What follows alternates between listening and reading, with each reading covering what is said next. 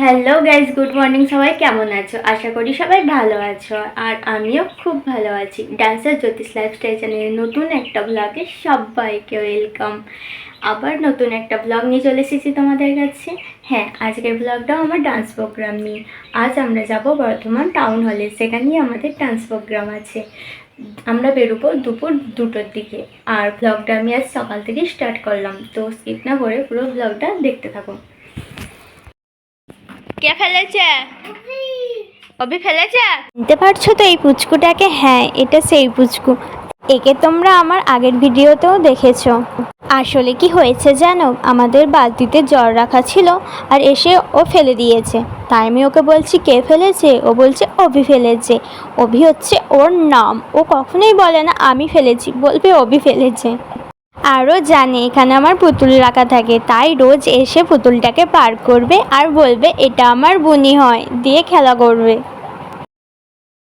আমি ব্রাশ করে চা খেয়ে পুরো রেডি হয়ে গেছি, কারণ এখন আমি যাব ডান্স প্র্যাকটিসে। দেখো চুলটা তুলে বেঁধে নিয়েছি, কারণ এত গরম, বাবা মরে যাব।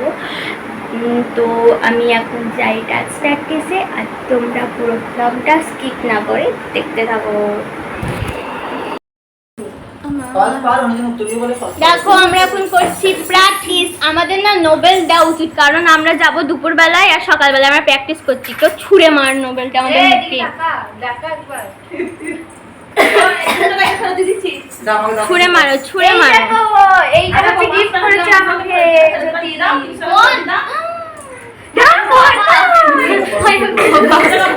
এই দেখো দিশা, ওকে হয়তো অনেক দিন আগে দেখেছো, ভুলে গেছো। এই দেখো এইটা আমাকে গিফট করেছে। না না এখন দাঁড়ান, কেমন হয়েছে সবাই জানো? সত্যি দেখছো? হ্যাঁ।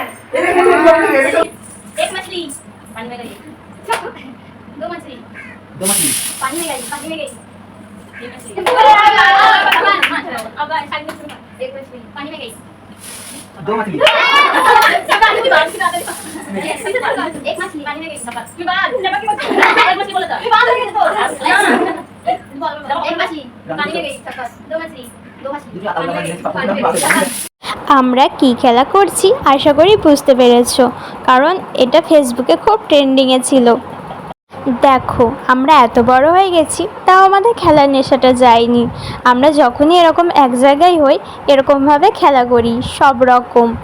তারপরেই দেখো আমরা ডান্স শুরু করে দিয়েছি। না না, এটা আমরা রিহার্সাল করছি না, জাস্ট গান চালিয়ে নাচছিলাম। দেখো আমার মাও চলে এসেছে। আমার মা না খেলতে, নাচতে, সবার সাথে মজা করতে ভীষণ ভালোবাসে, তাই আমাদের বাড়িতে সবাই আসতে খুবই ভালোবাসে। সবাই আসলে আর কেউ যেতেই চায় না, বলবে তোমাদের বাড়িতে থাকবো। হয়তো সবাইকে সেই ভালোবাসাটা দিতে পারি, তাই হয়তো সবাই আমাদের এত ভালোবাসে। আমাদের বাড়িতে আসলে আর কেউ যেতে চায় না। সবাই আসলে বিশ্বাস করো আমার একটুও বিরক্ত লাগে না, বরং আমার খুব খুব খুব ভালো লাগে। আমারও মনে হয় ইস, সবাই যদি একসাথে থাকি কত মজা হবে সবার সাথে, কাউকে বাড়ি যেতে দেবই না। আমরা তেঙ্গে তেঙ্গে নাচছি। নাচটা খুবই ট্রেন্ডিংয়ে, আশা করি বুঝতেই পেরেছো। তো চলো আমরা ডান্স করতে থাকি, তারপর তোমাদের সাথে দেখা হচ্ছে। দেখো আমরা আরও কত কি করেছি। দেখো আমরা খেতে বসছি, কি খাবার দিয়েছে বলে দাও। মুড়ি, কুমড়ো আলু তরকারি আর মিহিটা না কাটা পেঁয়াজ চটনি নেবে। আপনি কিছু বলবেন? কেমন হয়েছে স্যার? আপনি আবার রিপিট করুন। প্রথম কথা হচ্ছে আমাদের মাত্র একদিন প্র্যাকটিস নাচটার জন্য, তো আজকে তার জন্য আবার প্র্যাকটিসে ডাকা, কিন্তু প্র্যাকটিসে এসে খাওয়া দাওয়া বেশি হয়ে যাচ্ছে। কাকিমা আমাদের খাবে দিনটা যা পাচ্ছে তাই খাওয়াচ্ছে, ঠিক আছে। আমাদের এরপর আবার থামসা, স্প্রাইট মানে সব খাওয়া হবে, আইসক্রিম খাওয়াবে। আর স্টেজে কি হবে জানি না, ঠিক আছে। খাওয়া দাওয়া করে নি, তবে স্টেজে যাওয়া হবে ব্যাস। আমি যখন আমি স্যারের বক্তব্যে সমর্থন করলাম। তালি তালি। সেম টু ইউ, অত বক্তব্য না। দেখো মা করছে চিটিং, আমাদের সবাইকে দিয়েছে মুড়ি আর খাচ্ছে ভিজে ভাত। এটা ঠিক করছো? কাঁচা পেঁয়াজও আছে সঙ্গে একটা। আমরা ভেতো বাঙালি, এখান থেকে প্রমাণ হয় আমরা ভেতো বাঙালি। আমরা কাঁচা পেঁয়াজ, কাঁচা লঙ্কা এইসব খেতে বেশি ভালো। আমাদের স্যার গোটা পেঁয়াজ খেয়ে নিতে পারে শুধু মুড়ি দিয়ে। এটা আমার গর্ব যে আমি পেঁয়াজ লঙ্কা সবার আলাদা আলাদা জিনিস থাকে। গর্বের জন্য ওর পেঁয়াজ খাওয়ার গর্ব। তরকারি কেউ নিবি? না বলবো না।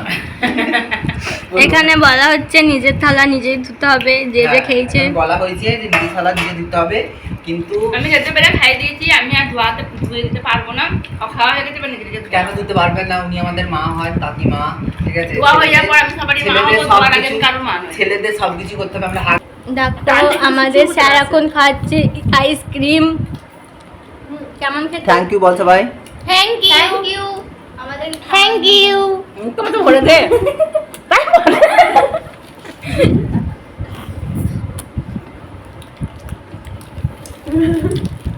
আমার হাদা হাদা রাখ দিয়ে মুখে কাছে নিয়ে যাচ্ছে।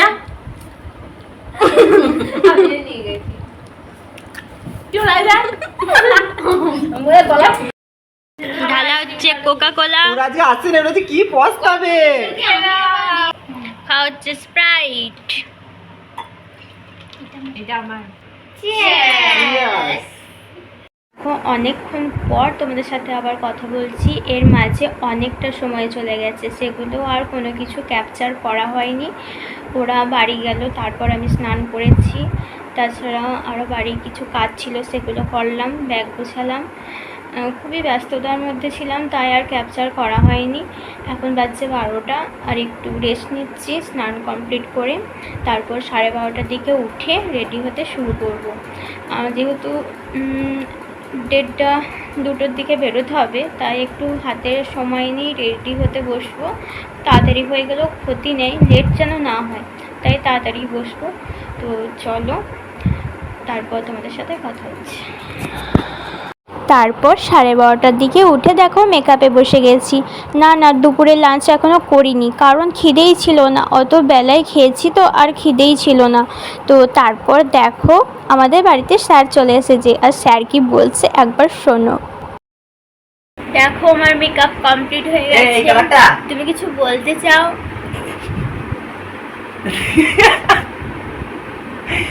হাই গাইস, আমার মেকআপটা খুবই খারাপ হয়েছে। দেখো পুরো দুটো দু রকম হয়ে গেছে, বুঝতে পারছি না কি করবো। যা হোক আর পাচ্ছি না মেকআপ করতে, এতেই প্রোগ্রাম করে দেবো।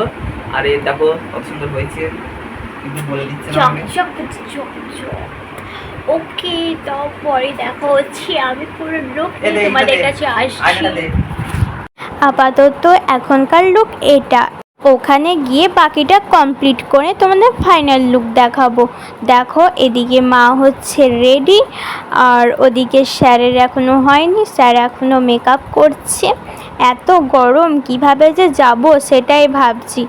তো চলো বেরোনো যাক। বেরোতে আমাদের 2:30 বেজে গিয়েছিল, আর এখন আমরা দাঁড়িয়ে আছি গোলাপবাগে, বর্ধমান গোলাপবাগ। আশা করি সবাই চেনো।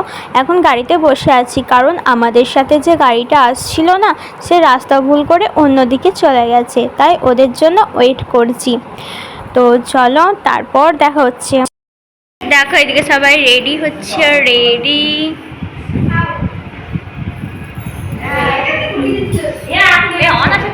হ্যাঁ গো,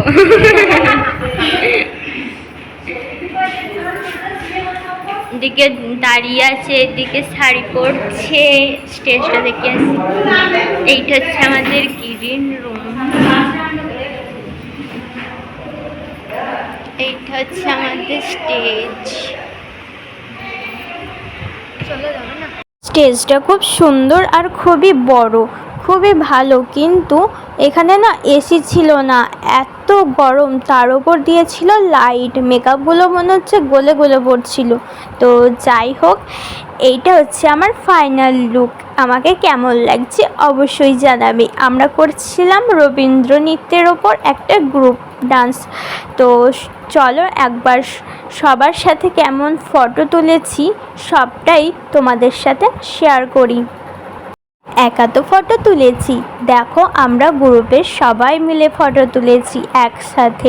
সবাইকে কত সুন্দর লাগছে, একরকম ড্রেস পরলে সত্যিই কত সুন্দর লাগে। তারপর আমরা সবাই স্যারের সাথে সুন্দর সুন্দর ফটো তুলেছি। এবার দেখে নাও আমাদের স্টেজ পারফরমেন্স।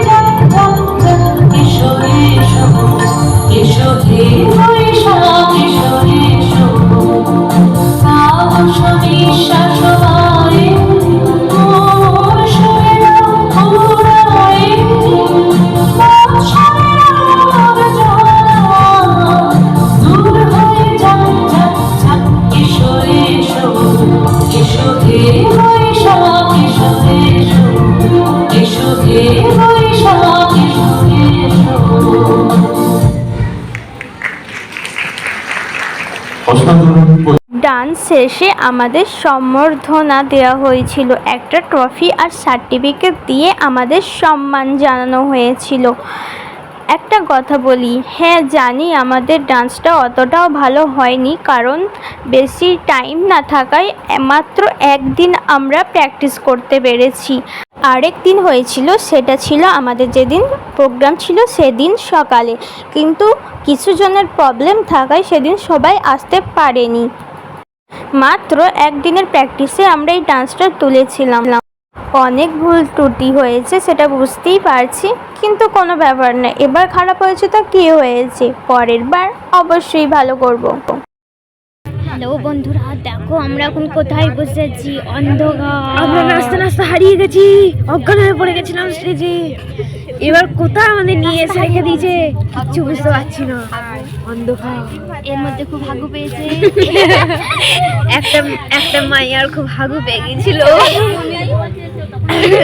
তার নাম হচ্ছে এস দিয়ে সোহিনী, হ্যাঁ এস দিয়ে সায়নী, এস দিয়ে সেলিম স্যার হাগু পেয়েছিল, দিয়ে করতে গেছিল।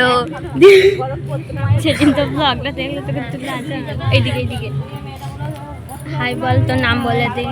আমার নাম সোহিনী। লোকে কি করবে? ও দেখো গো, হাই হাই করো। হাই হাই আমাকে দে, হাই হাই করতে বল। কয়লো দেখতে পাচ্ছি না, high high high high bye bye bye bye. তুমি সরে এসো।